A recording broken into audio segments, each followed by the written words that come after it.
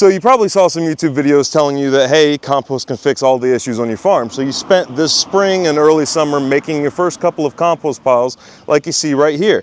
But now you're wondering, like, all right, is it done? Is it ready to be used yet? Is the compost finished? What should it look like when it's done? And then, like, what are some of the finishing steps that I need to use to cure these compost piles and make sure I'm getting the absolute most bang for my buck possible when it comes to these compost piles? Believe it or not, 2 weeks can make or break a compost pile. Like, 2 weeks of waiting can either ensure that you have adequate fungi levels or just kind of throw everything off, and then you just have highly bacteria dominant compost. But we'll get into that. Remember, if you want a soil biology test, like you want to for sure report on whether or not your compost is up to the biocomplete levels, hit up the email down below, as well as a on-site permaculture consultation. I do those. I'll travel to you. I'll give you a game plan, what to do, when to do it at your homestead. And I can't wait to see you guys at Kentucky Sustainable Living Festival.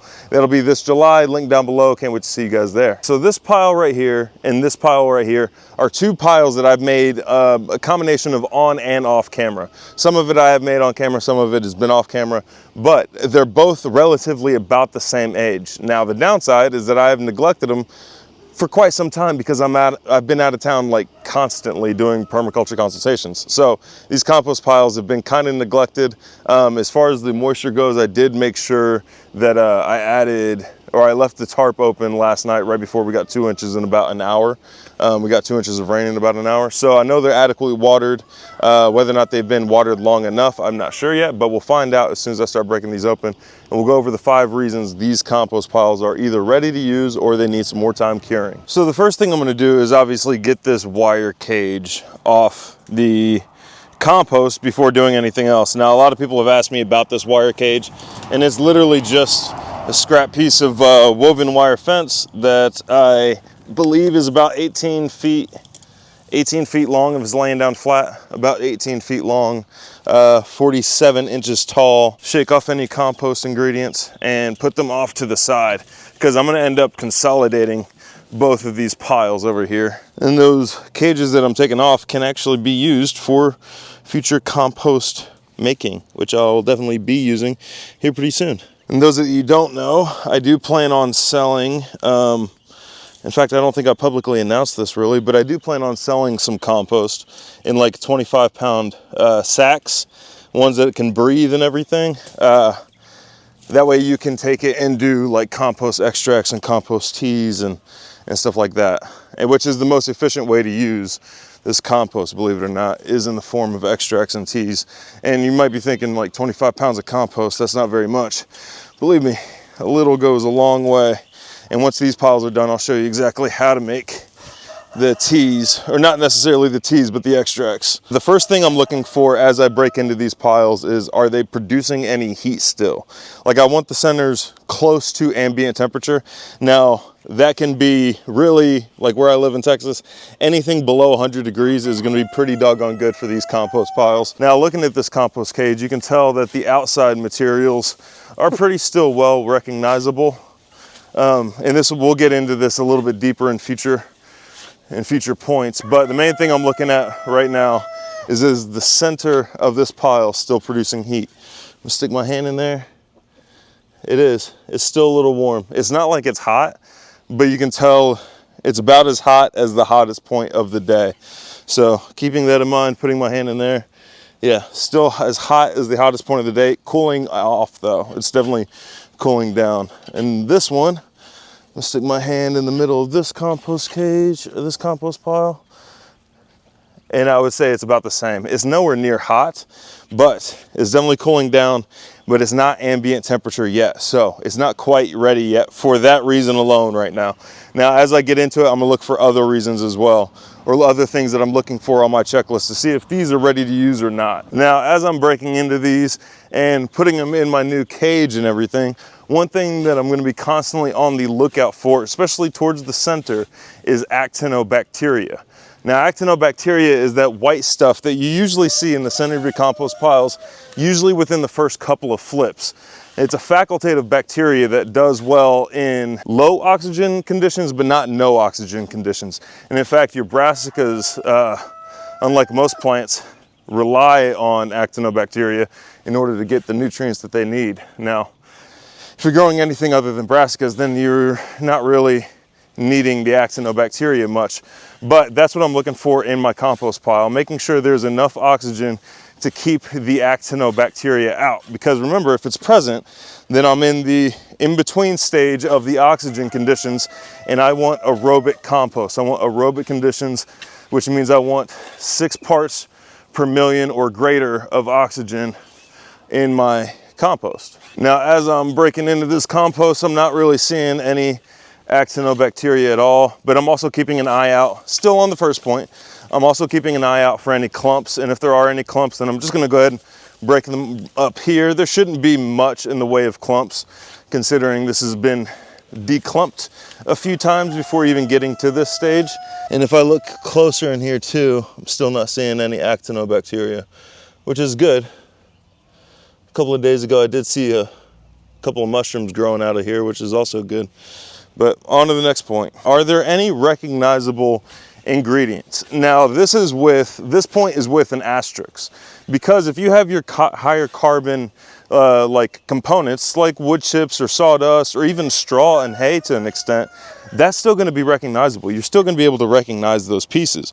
But your higher carbon pieces, like let's say I threw in a couple of banana peels, or I had some zucchini peelings or something like that in here, and I still recognize those parts and pieces, then I know my party food, which is higher nitrogen food, isn't used up yet, and there's still going to be some heating up going on in my compost pile, and it's not quite ready yet.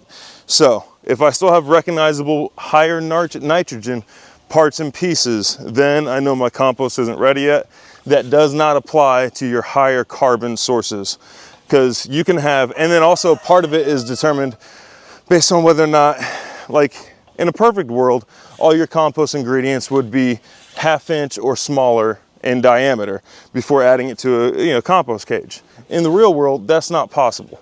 Like, most people don't have access to a chipper that they can run everything through before adding it to their compost. So some of your carbon sources are going to be a little bit bigger than what would be perfect. It doesn't mean that you're not able to make awesome compost. You can still make awesome compost. It's just, some of the refining that you get into once you start really geeking out on compost is making stuff all the same diameter, if at all possible. So keep that in mind.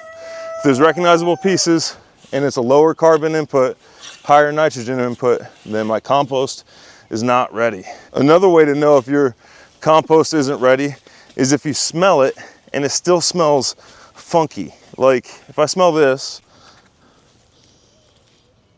smells earthy. There's absolutely nothing funky about this at all. Not even sour or anything like that. And I put some pretty funky ingredients in here, but it's perfectly fine.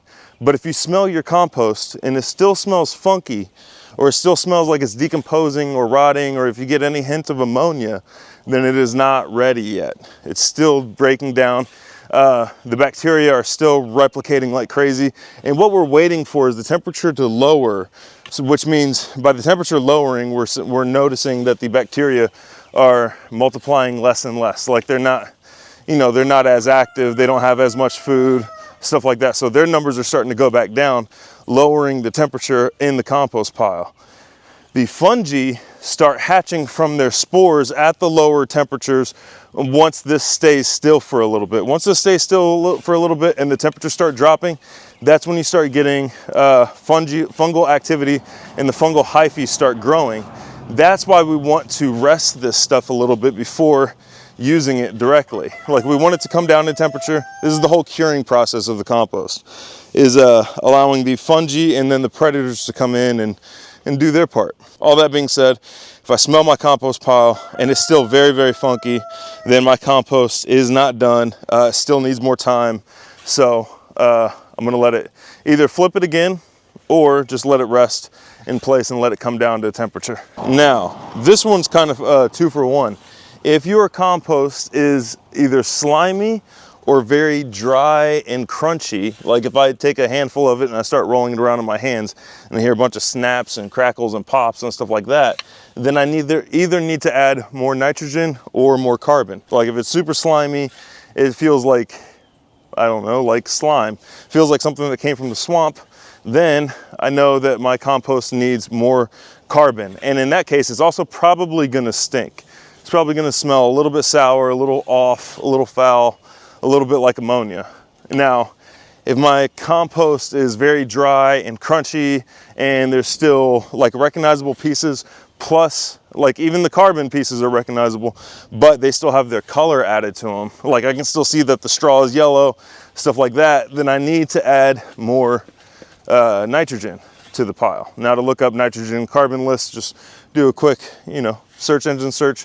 A bunch of different options will pop up, but no matter where you live, you have some sort of access to carbon and nitrogen. You just got to get creative. Now, I would include this part as like an added bonus, but another reason your compost might not be ready is that you may not have watered it well enough or kept it like high enough moisture during the process. So keeping an eye on the moisture is a very, very crucial part. It's very, very important. And remember, the ideal moisture rate is if I take 2 handfuls of this compost and I squeeze it together, I should have 1 drop form and fall off my hand, and that's the perfect moisture content, about 50%. That's what we're shooting for. But yeah, that's another reason your compost could not be ready, is that it got either a little bit too wet, which if it got too wet, you'd see actinobacteria, or it got a little bit too dry, and if it got too dry, then you're gonna be able to tell. It should be always damp. All right, so from this point, I'm basically just gonna let this sit in this cage, and I'm gonna monitor the water, make sure the moisture stays on point.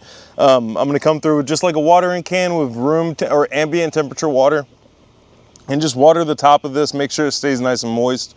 And I'm also gonna keep it covered. I'm gonna put a tarp over this and make sure it's not losing any moisture due to evaporation. And I'm just gonna let it sit here for maybe 2 more weeks and allow that temperature to come back down and for the fungal hyphae to start growing even more. And at that point, I'll take a sample of it, look at it under the microscope, and see where I am biologically. I could have just done that to begin with and just kind of determined it from there, but that's not something that's accessible to everybody out there.